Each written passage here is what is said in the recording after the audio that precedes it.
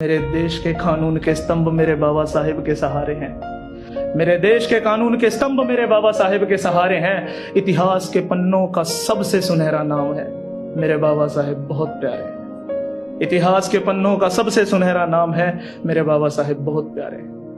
मगर इस दास्तां के भी दर्द भरे पहलू है कई, मगर इस दास्तां के भी दर्द भरे पहलू है कई। भीमराव ने गवाए माता पिता, एक के बाद एक बेटे और आखिर में प्राण प्रिय रमाबाई। भीमराव ने गवाए माता पिता, एक के बाद एक बेटे और आखिर में प्राण प्रिय रमाबाई। नानक चंद्र अट्टू लिखते हैं अपनी किताब में कि दर्द बहुत छिपाए बाबा साहेब ने मगर छिपाए छिपे नहीं। दर्द बहुत छिपाए बाबा साहेब ने मगर छिपाए छिपे नहीं। जख्म दिखे फिर आगरा के अधिवेशन में जब रो पड़े और बोले, मैंने मेरे समाज के लोगों को पढ़ने का, आगे बढ़ने का हर मौका दिया और मेरे समाज के पढ़े लिखे वर्ग के लोगों ने मुझे ही धोखा दिया। मैंने मेरे समाज के लोगों को पढ़ने का, आगे बढ़ने का हर मौका दिया और मेरे समाज के पढ़े लिखे वर्ग के लोगों ने मुझे ही धोखा दिया। और जितना गिरा जा सकता था उतने गिर गए लोग, जितना बिका जा सकता था उतने बिक गए लोग।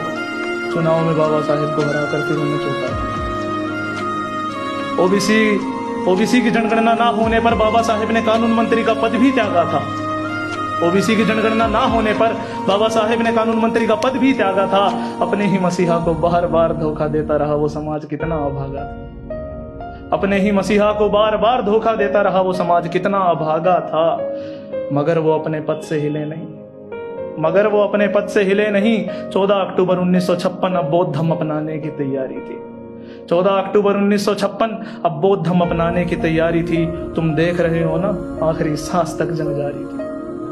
सफल रहा नागपुर का जतन, वो भारत के इतिहास का सबसे बड़ा लाखों का धर्म परिवर्तन। सफल रहा नागपुर का जतन।